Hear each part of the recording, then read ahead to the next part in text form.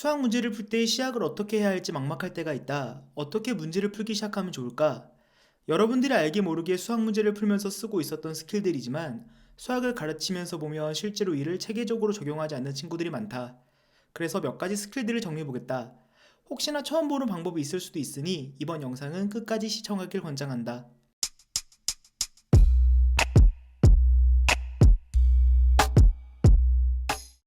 첫 번째는 예상과 확인이다. 수학은 항상 짜여진 방법대로 풀어야 한다고 착각하는 사람들이 많다. 수학이 처음 만들어질 때부터 공류와 정의가 있어 착착착착 만들어지진 않았다. 지금까지도 여러 수학자들이 한 추측들이 있고 그 추측을 몇십 년, 길게는 몇천 년이 걸려 증명과 반증을 하며 수학은 발전해왔다. 예상과 확인은 문제의 답을 미리 예상해보고 그 답이 문제의 조건에 맞는지 확인해보는 과정을 반복하여 문제를 해결해 나가는 전략이다. 실제 문제를 보자. 초등학교 6학년 때 동물들의 다리 개수를 보고 동물이 각각 몇 마리인지 맞추는 문제가 있었다. 여기 오리와 고양이가 10마리 있다. 이들의 다리가 32개일 때 오리와 고양이는 각각 몇 마리인가? 중학생 이상이라면 바로 오리를 x, 고양이를 y라고 잡고 x 플러스 y는 10과 2x 플러스 4y는 30이라고 두고 연립 방정식을 풀기 시작할 것이다. 그런데 이 문제를 처음 배우는 초등학교 6학년은 이렇게 풀지 않는다. 먼저 오리와 고양이가 각각 10마리씩 있다고 하면 다리의 개수는 2 곱하기 5 더하기 4 곱하기 5는 30이다. 이러면 다리의 수가 부족하므로 다리가 많은 고양이를 조금만 늘려 오리를 4마리, 고양이를 6마리라고 해보자. 그렇다면 다리의 개수는 2 곱하기 4 더하기 4 곱하기 6은 32가 되므로 문제에서 주어진 조건은 맞다. 따라서 오리는 4마리, 고양이는 6마리라는 답을 찾을 수 있다. 이걸 보면서 나는 초등학교 5학년 때부터 연립방정식을 배워서 저렇게 안 풀었는데 라고 자만했다면 정말 큰 오산이다. 만약 중학생 이전에 연립방정식을 가르쳐주는 사람이 있었다면 그 사람은 여러분들이 예상하고 확인하는 생각의 힘을 뺏은 것이다. 예상과 확인은 매우 중요하다. 저게 어디 쓰이냐 할 수 있겠지만 예를 들면 x 플러스 6은 10이라는 문제를 봤을 때 누군가는 6을 이항시켜서 문제를 풀지만 6에다가 며칠 더하면 10일까라는 생각을 하면 바로 4라는 답이 나온다. 실제로 4를 넣으면 식이 성립한다. 조금 어렵게 가보면 인테그랄 2x 코사인 x제곱 dx를 누군가는 치환적분을 써서 적분하겠지만 코사인 x는 사인 x를 미분하면 2x는 x제곱을 미분하면 나오는 것임을 알고 답이 사인 x제곱이라고 추측할 수 있다. 실제로 사인 x제곱을 미분하면 2x 코사인 x제곱이 잘 나오므로 답을 잘 찾았구나 생각한다. 아마 3등급 이상의 이과생이라면 다 이렇게 적분을 할 것이다. 수능 문제를 풀다 보면 어려운 식을 전개하고 나서 봤더니 점의 좌표 또는 답이 정수로 나오는 경우를 많이 봤을 것이다. 실제로 문제를 내는 사람들도 문제를 어려운 수를 이용해 내기 귀찮고 낸다 하더라도 여러 방면에서 검토를 해야 하다 보니 정수값으로 답이 나올 수 있게 문제를 설계한다. 뭔 말도 안 되는 소리냐고 할 수 있는데 어려운 문제가 있으면 다들 될 것 같은 숫자를 몇 개 대입해 볼 것이다. 가끔 가다가 선생님들께 질문을 하면 이 문제는 어떻게 푸는지 모르겠는데 답은 일단 이거야 라고 말해주는 경우를 종종 본다. 이런 경우가 직관과 추측으로 바로 답이 나오는데 이걸 뭘 어떻게 논리적으로 가르쳐줘야 할까 라고 고민하는 것이다. 선생님들 눈에만 답이 보이는 게 수학을 특별히 잘하는 것일 수도 있겠지만 이건 태어날 때부터 잘했다기보다는 예상과 확인을 하는 훈련이 남들보다 더 많이 되어 있다는 것이다. 왜냐하면 정말 태어날 때부터 잘했다면 선생님이 아니라 교수님이 되었을 것이기 때문이다. 예상과 확인도 하나의 수학을 해결하는 방법인데 몇몇 논리충들이 어떻게든 정확한 해법을 요구한다. 그 친구들은 꼭 오른쪽 카드에 나오는 영상을 보기 바란다. 예상과 확인을 실제로 적용해보고자 하는 친구들을 위해 정리해주면 예상과 확인은 다음과 같은 순서를 밟는다. 이 과정이 익숙해지다 보면 더 빠르게 답으로 근접해 갈 수 있을 것이다. 두 번째는 규칙성 찾기이다. 규칙성 찾기는 문제에 주어진 조건이나 관계를 분석하여 어떤 규칙성을 찾아내고 이 규칙성을 확대하여 적용해 문제를 해결하는 전략이다.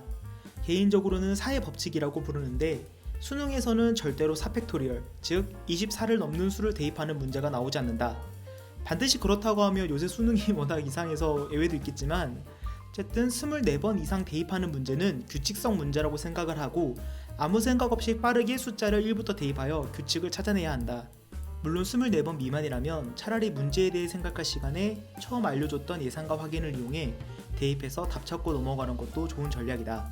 하나 더 이 법칙을 사회 법칙이라 부르는 이유는 주로 숫자 4개만 넣어보면 생각보다 쉽게 규칙성이 발견되기 때문이다. 문제를 보자마자 어떻게 풀까 고민하면서 논리충 마냥 수학은 논리적으로 풀어야지 이러면서 수열의 기납적 정의를 사용한 학생들이 있는데, 리만도 리만 제타 함수의 비자명근 4개가 일직선상에 있다는 사실만 찾고 나머지도 다 그럴걸? 이렇게 싸질러 놓고 죽었는데 바로 그게 리만 가설이다. 그렇기 때문에 몇 개만 해보고 나머지도 그러겠지 하는 이 방법을 무시하지 말고 실제 문제에 써보기 바란다. 문제를 낼 때 출제자는 그냥 그렇게 풀라고 문제를 내기 때문이다.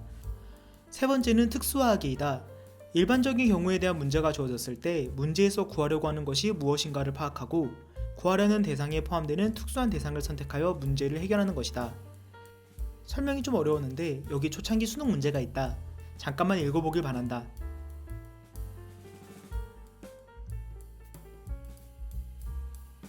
문제를 풀 수 있는 학생은 잠깐 영상을 멈추고 풀어봐도 좋다.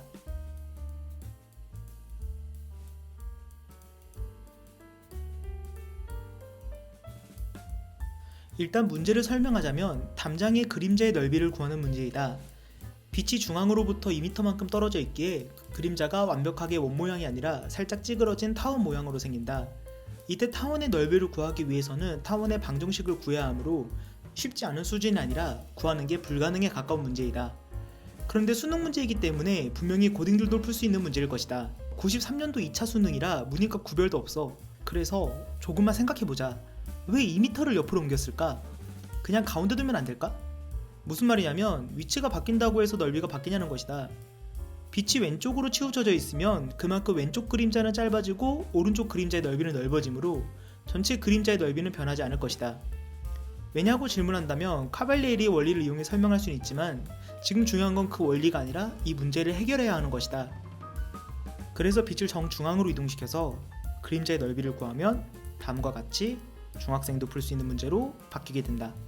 문제를 풀다 보면 일반적인 상황, 즉 모든 경우에 성립하는 문제가 나온다. 그랬을 때 우리는 모든 경우 중에 내가 풀어낼 수 있는 단 한 가지의 경우만 가져와서 문제를 해결하면 답을 쉽게 찾을 수 있다. 수능 문제뿐만 아니라 일반적인 내신 시험에서도 아무런 말 없이 이미 함수가 나와서 성립하는 문제가 있다면 내가 아는 가장 쉬운 함수를 가져와서 문제를 풀면 된다. 답이 만약 달라지면 어떻게 하냐고 반문할 수 있겠지만 그런 식으로 나오지 않게 이미 학교 선생과 교수들이 밤새 검토를 마쳤으니 그냥 맘 편히 가지고 문제를 풀자. 네 번째는 표 만들기와 그림 그리기다. 문제를 풀 때 표와 그림은 문제를 풀 수 있게 도와주는 보조 전략이다.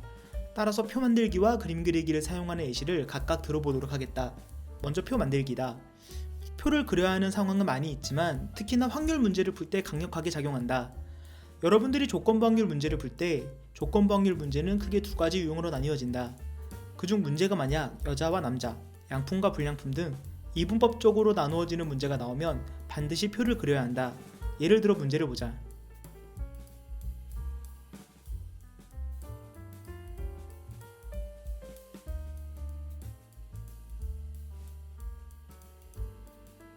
이 문제는 어렵지 않으니 바로 시작해 보겠다. 아까 말했다시피 여학생과 남학생으로 반반 나뉘어져 있는 문제이기 때문에 무조건 표를 그려야 한다. 일단 표를 그려놓자. 첫 번째 줄에 남학생과 여학생 수를 채우고 세네 번째 줄에 주어진 값을 표에서 찾아 적자. 여기서 채워넣는 것은 초등학생들도 할 수 있을 것이라 생각한다. 못한다면 미안해요. 어쨌든 다음 빈칸을 계산을 통해 채워넣으면 다음과 같다. 마지막으로 한 학생이 중국어 수업을 받을 때 여학생일 확률이므로 때 앞에서 끊고 중학생 수업을 받는 학생을 분모, 뒤에 있는 여학생 수를 분자에 적으면 21분의 9, 즉 7분의 3이 답이 된다. 정말 쉬운 문제인데 이게 2006년도 수능 나형 26번 문제였다. 이 문제를 보고 학교에서 분명히 개념을 배웠음에도 문제를 풀지 못하는 학생들이 있다. 하지만 표를 그려서 문제에서 주어진 것부터 차례로 적고 계산할 수 있는 것부터 계산하여 칸을 채우고 채울 수 없는 곳에 문자를 사용하면 문제를 풀 수 있는 식이 나오게 된다. 어떤 문제는 더욱 간편하게 풀리기도 한다. 이 표는 나중에 사건의 독립에서 더욱 강력하게 사용되는데 그 내용은 나중에 다루도록 하겠다. 다음은 그림 그리기다. 그림을 그리면 문제를 전체적으로 이해하기 쉽고 그림을 정확하게 그리면 답이 어떻게 되는지 알 수 있다. 때에 따라서는 대강 그려도 문제를 풀기 위한 생각이 떠오르기도 한다. 그런데 여러분들은 그림을 진짜 못 그린다. 이래서 미술 시간에 비교과라고 깝치면서 수학 문제 풀지 말고 미술 수업을 열심히 들어야 하는 것이다. 그림을 그리는 팁을 주자면 그림은 최대한 간단하게 그려야 한다. 기하 문제를 예로 들어보겠다. 한번 문제를 읽어보자.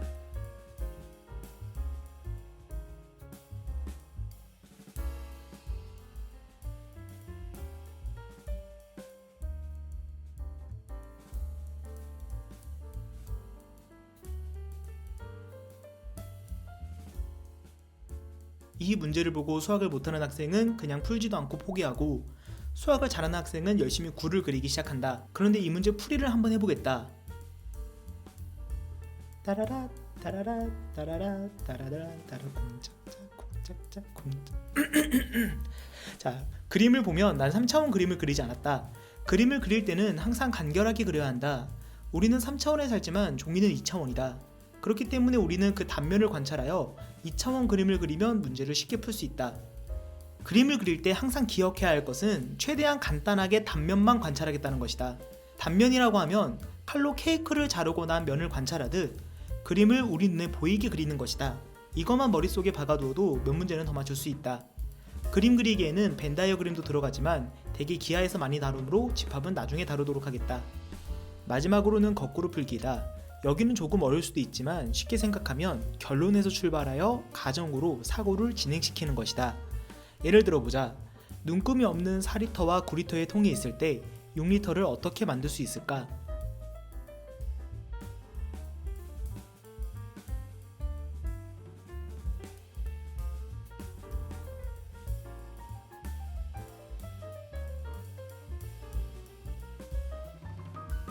이 문제는 페북이나 TV에서 자주 보던 문제이다. 될 때까지 이것저것 시도해보면 답이 나올 거지만 우리가 시험장에서도 될 때까지 시도해보기에는 시간에 대한 리스크가 커진다. 이때 거꾸로 한번 생각해보자. 6리터짜리 물을 만들어야 한다. 그렇다면 이 물은 마지막에 4리터 통과 9리터 통 중에 어디에 있어야 할까? 당연히 9리터 통에 있어야 한다. 그렇다면 9리터 통에 어떻게 하면 6리터를 만들 수 있을까? 3리터만 버리면 될 것이다. 그런데 4리터 통에 3리터를 버릴 수 있다는 것은 다르게 말하면 4리터 통에 1리터가 미리 담겨져 있다는 것이다. 1리터는 어떻게 만들 수 있을까? 9리터를 가득 채운 다음 4리터 통에 2번만 부으면 1리터가 생긴다. 이제 이 과정을 반대로 적어본다면 정답이 된다. 거꾸로 풀기 방법이 가장 극적으로 적용되는 곳은 정당화, 즉 증명을 할 때이다. 증명을 하기 싫어하는 사람들이 많아 여기서 다루진 않겠지만 나중에 수학적 귀납법이나 직접 증명법을 설명할 기회가 있다면 거꾸로 풀기를 이용해 보도록 하겠다. 이렇게 5가지 방법에 대해 알아보았다. 사실 이미 알고 있었는데 하는 것들이 많았을 수도 있지만 알고 있더라도 계속 써먹어보지 않으면 가끔씩 문제가 풀리지 않기도 한다. 항상 이 5가지 방법에 대해 생각해두고 문제가 풀리지 않을 때 한 번씩 사용해보길 바란다. 오늘 수업은 여기까지.